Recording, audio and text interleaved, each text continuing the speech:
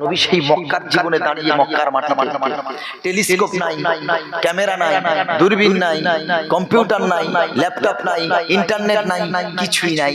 সেই সময় নবী আমার মক্কার মাটিতে দাঁড়িয়ে কিভাবে গ্রহ কটা কিভাবে বলতে পারবেন? আল্লাহ নবী মাথাটা নিচু করলেন, আল্লাহ তাআলা সূরা ইউসুফ নবীর সামনে এভাবে খুলে দিলেন। জোরে বলেন না সুবহানাল্লাহ। বুস্তানা দাঁড়িয়ে আছে সামনে, দেখি মোহাম্মদ কি উত্তর দেয়। যদি সত্য নবী হয় তো আল্লাহ দিত জ্ঞান তার অবশ্যই থাকবে, আর কোন প্রশ্নের উত্তর দিতে পারবে না এমন মোহাম্মদ হতেই পারে না। যদি সত্য নবী হয় তো প্রকৃত উত্তরটা পাওয়া যাবে তার কাছে। বুস্তানা কিন্তু উত্তর জানে, তার ধর্মগ্রন্থ অনুপাতে সে জানে। আল্লাহ রাব্বুল আলামিনের রাসূল মাথাটা নিচু করলেন। হযরত জিবরিল আমিন আলাইহিস সালাম সূরা ইউসুফের প্রথম অংশটা আল্লাহ নবীর সামনে তুলে ধরলেন। আল্লাহ রাব্বুল আলামিন বলেন, ইয ক্বালা ইউসুফু লিআবিহি ইয়া আবাতি ইন্নী রাআইতু আহাদা আশারা কাওকাবান ওয়াশ-শামসা ওয়াল কমারা রাআইতুহুম লি সাজিদিন। সুবহানাল্লাহ। হযরত ইউসুফ আলাইহিস সালাম, আমার নবী তো ১৫০০ বছর আগের ঘটনা, আর ইউসুফ নবী আরো কত হাজার বছর আগে এসেছেন আল্লাহ তাআলা কেউ জানে। ইউসুফ নবী আলাইহিস সালাম তার আব্বাকে বললেন, ইয ক্বালা ইউসুফ লিআবিহি, ইউসুফ নবী আলাইহিস সালাম তার আব্বাকে ডেকে বললেন, ইয়া আবাতি, ও আমার প্রিয় আব্বা। দেখেন সন্তানের প্রতি এমনি টান হয়, সন্তানের মুখের ভাষা দেখেন, ইয়া আবাতি, ও আমার প্রিয় আব্বা। সুবহানাল্লাহ, কি সুন্দর ডাক। ইন্নী রাআইতু, আমি দেখলাম স্বপ্নে, আহাদা আশারা কাওকাবা, 11টা গ্রহ, ওয়াশ-শামসা ওয়াল কমারা, সূর্য এবং চন্দ্র, রাআইতুহুম, আমি দেখলাম তারা সকলে, লি সাজিদিন, আমাকে সিজদা করছে। জোরে বলেন না সুবহানাল্লাহ। ওই 11টা গ্রহ মানে 11টা ভাই বোন, আর শামসা ওয়াল কমার, সূর্য চন্দ্র মানে তার পিতা মাতা। হযরত ইউসুফ নবী আলাইহিস সালাম সূরা ইউসুফ আল্লাহ তাআলা বললেন, আহাদা আশারা কাওকাবা, গ্রহ হলো 11টা। জোরে বলেন না সুবহানাল্লাহ। গ্রহ কটা?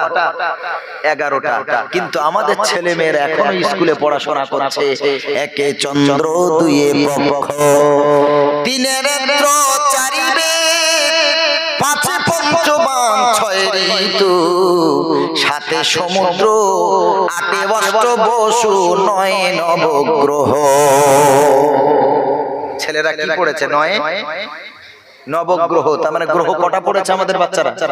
আমরাও পড়েছি। কটা? 9টা গ্রহ। কোরআন সত্য না 9টা গ্রহ সত্য? কি বলেন আপনারা? কত বড় বিজ্ঞান দেখেন, কোরআনে নাকি বিজ্ঞান নাই। কোরআন আপনি বাংলা পড়েননি তাই জানেন। আল্লাহ রাব্বুল আলামিন বলেন, রাসূল বললেন, বুস্তানার গ্রহ হলো 11টা। বুস্তানা শুনে অবাক, চোখ দাঁড়িয়ে গেল। সত্য কথাই তো নবী বলেছেন। বুস্তানা বলেন, আর দেরি না, আমি আমার ইহুদি ধর্ম ছেড়ে আমি এই মুহূর্তে ইসলাম কবুল করলাম। দেখেন কত বড় বিজ্ঞানী নবী। আমরা যে পৃথিবীতে বসে আছি এটাও হলো একটা গ্রহ। এটা কি? এটাও একটা গ্রহ। 11টা গ্রহের ভিতরে আমাদের পৃথিবী নামক এটাও একটা গ্রহ। আমরা শুধু বলি 18,000 মখলুকাত, মিথ্যা কথা। ওটা মখলুকাত কত আছে আল্লাহ ছাড়া কেউ জানে না। শুধু কি পৃথিবী নামক গ্রহতে আল্লাহর মখলুক আছে? আরো যে বাকি 10টা গ্রহ আছে ওখানে আল্লাহর কোন কোন সৃষ্টি জীব আছে, কি আছে না নাই আমরা কি করে বুঝবো? তাহলে কত মখলুক এটা কেউ বলতে পারবে না। আল্লাহ যে কত সৃষ্টি দুনিয়াতে করেছেন ওটা একমাত্র আল্লাহ জানেন। আমরা তো শুধু পৃথিবীর বুকে, এই পৃথিবী নামক গ্রহে কত জীব আছে তা আমরা নিজেরা জানি না। কত রকম সৃষ্টি আছে আমরা। ভাইরা আমার, আল্লাহ রাব্বুল আলামিন বলেন, নবী আপনি বলে দিন গ্রহ হলো 11টা। এরা তো সিলেবাসে লিখে দিয়েছে 9টা গ্রহ। আমাদের বাচ্চারা আজও পর্যন্ত শিখছে 9টা গ্রহ। বর্তমানে বিজ্ঞানীরা কোরআন গবেষণা করে যখন দেখলো কোরআনে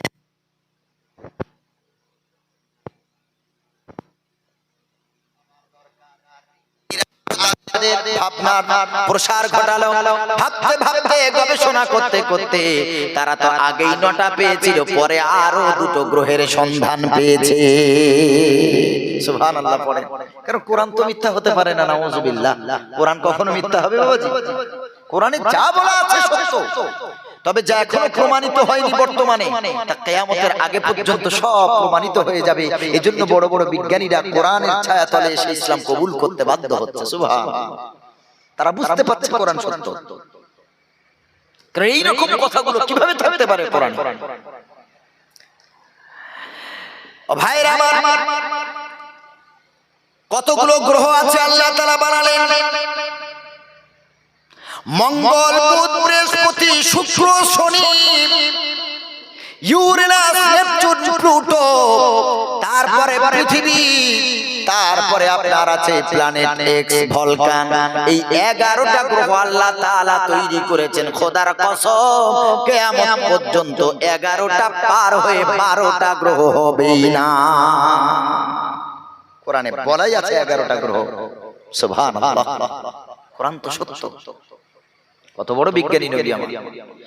আরো অবাক হয়ে যাবেন, ওই নামটার ভিতরে পড়েছে আমাদের বাচ্চারা, সাথে সমুদ্র পড়েছে না? পড়ে, ওটা সত্য কথা। তবে যেসব বিজ্ঞানীরা ঘুরে ঘুরে সমুদ্র 7টা, ওরা কি ঘুরে ঘুরে খুঁজে এসেছে নাকি? এক সমুদ্র কি শেষ হয় নাকি? একটা থেকে আরেকটা শাখা, আরেকটা থেকে আরেকটা শাখা, এইভাবেই তো চলতে থাকে। তবে বিজ্ঞানীরা কিভাবে সমুদ্রকে 7টা ভাগে বিভক্ত করলো, এটা তো ভাবনার বিষয় আছে। সমুদ্র যে 7টা, তারা কিভাবে 7 ভাগে বিভক্ত করলো? আল্লাহর কোরআনই আছে, কোরআনই সর্বপ্রথম বলেছে সমুদ্র হলো 7টা। জোরে বলেন না সুবহানাল্লাহ। কোরআন বলছে 7টা। এই জন্য ওরা আর ঘুরে দেখার দরকার নেই কোথায় সমুদ্রকে ভাগ করবে, কোনটাকে একটা ভাগ করবে, কোনটাকে 2টো ভাগ করবে, দেখার দরকার নেই। মোল্লার কোরআনে 7টা আছে, বইয়ে লিখে দে 7টা। এবার বলছে আমরা গবেষণা করে উদ্ধার করেছি 7টা সমুদ্র। ছি ছি ছি ছি, সব আমাদের কোরআন থেকে ধার করা। আমাদের কোরআনে যা বিজ্ঞান আছে, এই বিজ্ঞান পৃথিবীর অন্য কোথাও নাই। আল্লাহ রাব্বুল আলামিন বলেন, ওয়াল্লাহু আন্নামা ফিল আরদি মিন শাজারাতিন আকলামু ওয়াল বাহরু ইয়ামুদ্দুহু সাবআতু আবহুরিন মা নাফিদাত কালিমাতুল্লাহ ইন্নাল্লাহা আজিজুন হাকীম। সুবহানাল্লাহ পড়ে আল্লাহ 21 নম্বর পারায় সূরা নামালের ভিতরে, সূরা আপনার লোকমানের ভিতরে আল্লাহ তাআলা বলেন, বান্দা শোনো, ওয়ালাউ আন্নামা ফিল আরদি মিন শাজারাতিন আকলাম, পৃথিবীতে যত গাছ আছে যদি তোমরা গাছগুলো কেটে কেটে কলম বানাও, ওয়াল বাহরু ইয়ামুদ্দুহু মিন বাদিহি সাবআতু আবহুর, এরপরে 7 সমুদ্রের পানি দিয়ে যদি তোমরা কালি বানাও, পৃথিবীর সব গাছকে কলম আর পৃথিবীর 7 সমুদ্রের পানিকে কালি। আল্লাহ তাআলা বলেন এই 7 সমুদ্রের পানিটা কালি হবে আর পৃথিবীর সব গাছগুলো কলম হবে। এই কলম আর কালি দিয়ে লিখতে শুরু করো, লা নাফিদাত কালিমাতুল্লাহ, কিয়ামত হয়ে যাবে। তারপরে আল্লাহর প্রশংসা লিখে শেষ করা যাবে না। জোরে বলেন সুবহানাল্লাহ। এই আয়াতই আল্লাহ তাআলা বলেছেন সাবা। সাবা মানে আরবি শব্দ, সাবা মানে হলো 7। সাবা মানে কি? 7। আর আবহুর এটা বহুবচন শব্দ, এক বচন হলো বাহরুন মানে দরিয়া, সমুদ্র। আবহুর এর বহুবচন। আল্লাহ বলেন সাবাতু আবহুরিন, 7 সমুদ্র। জোরে বলেন সুবহানাল্লাহ। এ তো কোরআন থেকে ধার করেছে, এ তো কোরআন থেকে ধার করেছে। ওরা গবেষণা করে, এত সহজ না। আমার নবীজি যা বলে গেছেন, আমার নবীর মতো বিজ্ঞানময় থিওরি পৃথিবীর বুকে কেউ পেশ করতে পারে? সুবহানাল্লাহ। আল্লাহ নবী সাল্লাল্লাহু আলাইহি ওয়াসাল্লাম, বর্তমানে যারা সায়েন্সের ছাত্র তারা জানে, জীবন বিজ্ঞানের ছাত্র যারা, লাইফ সায়েন্সের ছাত্র যারা, তারা জানে গাছের প্রাণ আছে। কে এটা গবেষণা করে এই থিওরি কে আমাদের কাছে এনেছে? সায়েন্সের ছাত্র, স্কুল কলেজের ছাত্র, তারা বলবে গাছের প্রাণ আছে, গাছ ব্যথা অনুভব করে। এটা প্রথম প্রমাণ করেছে জগদীশ চন্দ্র বসু। যে ইসলামের জ্ঞানে জ্ঞানী হয়নি, সে তো এটাই বলবে। কিন্তু খোদার কসম করে বলছি, গাছের প্রাণ আছে, আমার নবী প্রমাণ করেছেন। সুবহানাল্লাহ। তার আগে কেউ না। আল্লাহর নবী সাল্লাল্লাহু আলাইহি ওয়াসাল্লাম এই যে ঘটনাটা বলতে যাচ্ছি, তিনটে কিতাবের নাম বলি, তিন কিতাবে পাবেন। একটা হলো মাদারিজুন নবুওয়াত, শায়খ মুহাদ্দিস দেহলভী রাহমাতুল্লাহ আলাইহির লেখা। এই কিতাবে ঘটনাটা খুব ক্লিয়ার ভাবে পাবেন। নাম্বার 2 ওয়াজ বেনজির, একটা বাংলা বই আছে, ফারসি থেকে বাংলাতে এসেছে, এই বইও পাবেন।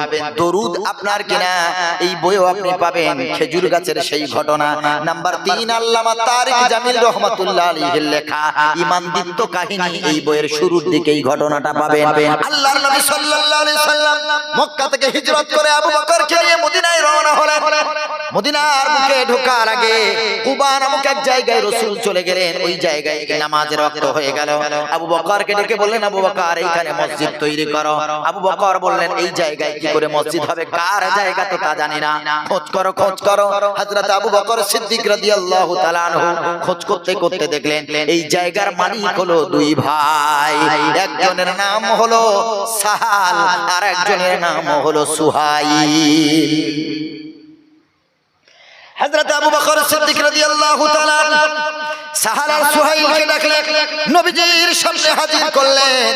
আল্লাহর নবী বললেন, সাহাল আর সুহাইল রে বাবা শোন, এই মসজিদটা পয়সার বিনিময়ে এই জায়গাটা বিক্রি করো। এই জায়গায় আল্লাহর ঘর, আল্লাহর মসজিদ তৈরি হবে। এরপরে ওই আপনার কিনা দুই ভাই ইতিম, বাপ নাই, সাহাল আর সুহাইল অ্যাডাল্ট হয়ে গেছে, উপযুক্ত হয়ে গেছে।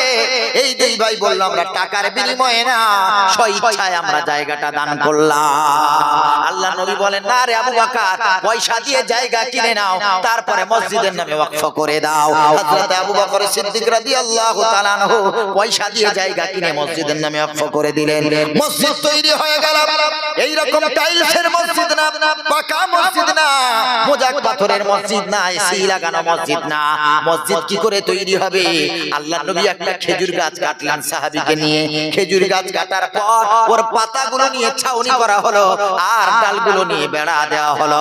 আর কাটা ওই খেজুর গাছটা বাইতুল মুকাদ্দাস মসজিদুল আকসার অভিমুখে দিয়ে আল্লাহর নবী ওইখানে পুঁতে দিলেন। তখন নবী আমাদের জন্য, নবীর উপরে তখন কাবা বাইতুল্লাহ, তখন আমাদের জন্য ওই দিকে ফিরে নামাজ পড়ার হুকুম আল্লাহ করেন না। তখন ওই যে যেই মসজিদ ইহুদিরা এখন দখল করে আছে, মসজিদুল আকসা ফিলিস্তিনের জেরুজালেমে, ওই মসজিদটা তখন আপনার কিনা আমাদের জন্য দিক ছিল নামাজ পড়ার জন্য। আল্লাহর নবী ওই দিকে একটা খেজুর গাছ পুঁতে দিলেন। নামাজ হচ্ছে, বৃষ্টি পড়ে, টুকটুক করে পানিও পড়ে, খেজুর পাতার ছাউনি আর খেজুর ডালের বেড়া।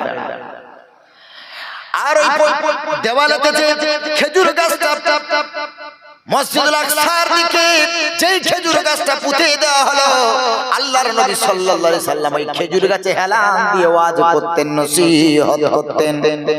সাহাবীরা একদিন বললেন, ইয়া রাসূলুল্লাহ, আমরা দেখেছি বিভিন্ন জায়গার নেতা নেত্রীরা তারা এমন করে দামি দামি সিংহাসনে বসে, আপনি তো নেতাদের নেতা, রাহমাতুল লিল আলামিন, আপনি দাঁড়িয়ে দাঁড়িয়ে খেজুর গাছে হেলান দিয়ে ওয়াজ করে শোনাবেন, আমাদের বড় কষ্ট হয়।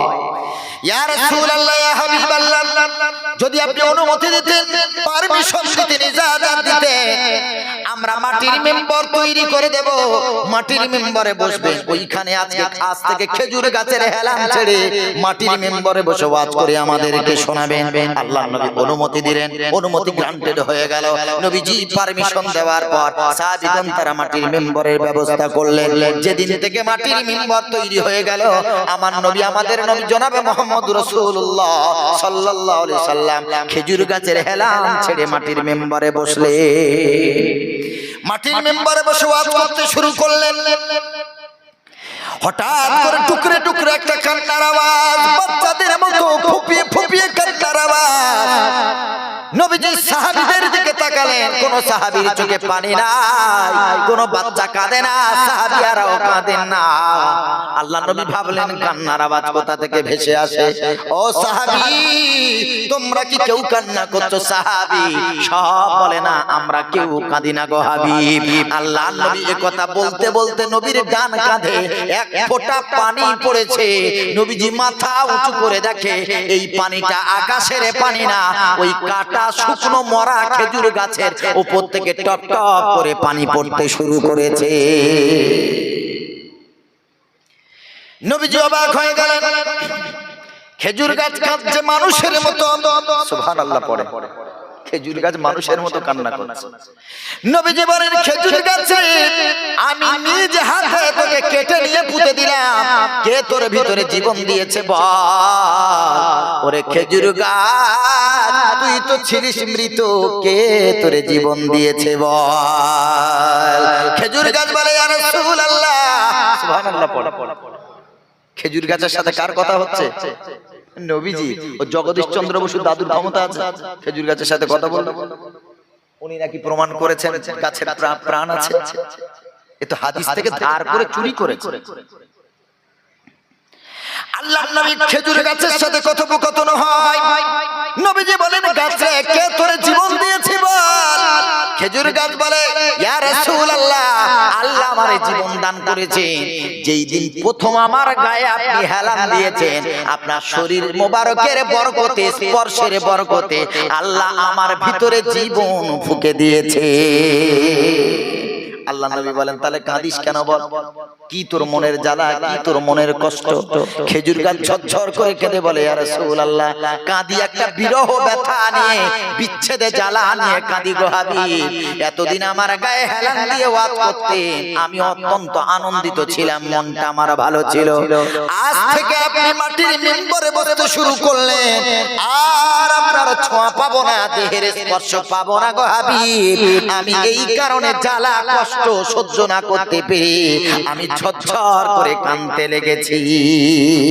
নবীজি বলেন, গাছ রে শোন, দুটো কথা বলি, তুই শোন।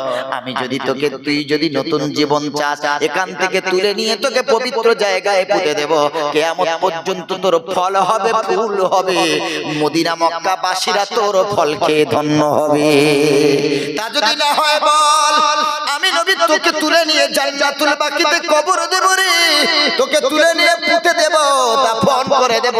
কিয়ামতের দিন তুই আমার সাথে জান্নাতে যাবি। খেজুর গাছ এই দ্বিতীয় অপশনটা চুজ করলেন। খেজুর গাছ বলে, ইয়া রাসূলুল্লাহ, দুনিয়ার পচা জিন্দেগি চাই না, আখিরাতে যেতে চাই আপনার সাথে। মানুষ ডুবে আমি খেজুর গাছ উঠব, আপনার সাথে আমি জান্নাতুল ফেরদাউসে যেতে চাই। আর আমার খেজুর জান্নাতুল ফেরদাউসের মেহমানদেরকে খাইয়ে মেহমানদারি করে আমি খেজুর গাছ ধন্য হতে চাই। ওই খেজুর গাছের নাম আমার নবী দিলেন উস্তুনে হান্নানা। সুবহানাল্লাহ। আমার নবীজি গাছের সাথে শুধু জীবন আছে প্রমাণ করেননি, মরা শুকনো আস্ত খেজুর গাছের সাথে কাঁদিয়ে কথা বলে নবী দেখিয়ে দিয়েছেন যে আমার নবীর থেকে পৃথিবীর বুকে আমার নবীর চেয়ে বড় বিজ্ঞানী আর কেউ নাই। সুবহানাল্লাহ। কত বড় বিজ্ঞানী নবী আমার, কত বড় বিজ্ঞানী নবী আমার। সুবহানাল্লাহ। আমার নবী এত বড় বিজ্ঞানী, শুধু আঙুলে ভাবে টেনেছেন, চাঁদটা দুটো হয়ে গেছে। সুবহানাল্লাহ। এত বড় বিজ্ঞানী চাঁদ নবীর কথা মেনেছে। মক্কার কুরাইশ কাফেররা বলল, যদি চাঁদকে দুটো করে দিতে পারো তো ইসলাম কবুল করব, তোমার ধর্ম মেনে নেব। আমার নবী শাহাদাত আঙ্গুল আসমানের দিকে তুললেন, বিসমিল্লাহ বলে ব্লেডের মতো টেনে দিলেন, চাঁদটা দ্বিখণ্ডিত হয়ে গেল। সুবহানাল্লাহ। ইকতারাবাতিস সাআতু ওয়ানশাক্কাল কমার। কোরআন বলছে কিয়ামত নিকটবর্তী হয়ে গেছে, তার কারণ হলো চাঁদটা টুকরা হয়ে গেছে। চাঁদ যে দ্বিখণ্ডিত হয়ে গেছে, এটা হলো কিয়ামতের লক্ষণ যে কিয়ামত আর বেশি বাকি নাই, কিয়ামত আর বেশি বাকি নাই। মুসলমান বাবাজি, এজন্য আমি শুরুতে যে বিষয়টা নিয়ে তুলেছিলাম ধনী আর গরিব নিয়ে, এজন্য ধনী হবে অসুবিধা নাই, কিন্তু বেশি বেশি দান সাদকা করতে হবে। হবে না? হবে না?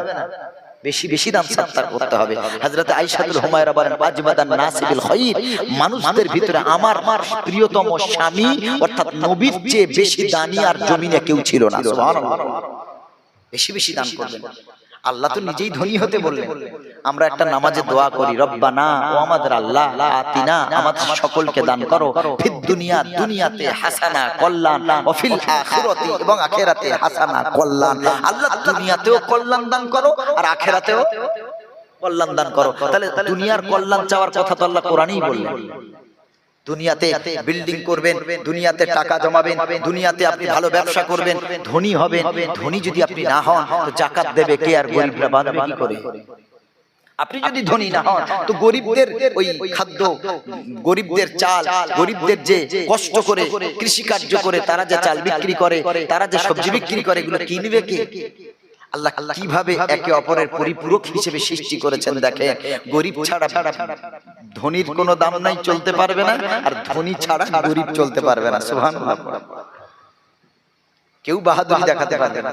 গরিবরা যদি চাষ ছেড়ে দেয়, ধনীরা খাবে কি? টাকা খাবে না। আর ধনীরা যদি না কেনে তো গরিব চলতে পারবে না। এজন্য আল্লাহ কিভাবে ব্যালেন্স করেছেন, কিভাবে সিস্টেম ওয়াইজ আল্লাহ তাআলা দুনিয়া পরিচালনা করছেন। সুবহানাল্লাহ। এই জন্যই তো তিনি আল্লাহ। গরিব হালতটা পছন্দ করবেন যে আল্লাহ তুমি যতটুকু দেবে ততটুকু যেন তোমার রাস্তায় বেশি বেশি খরচ করতে পারি। আল্লাহ আমাদের দোয়া কবুল করুক। সকলে বলেন আল্লাহুম্মা আমিন।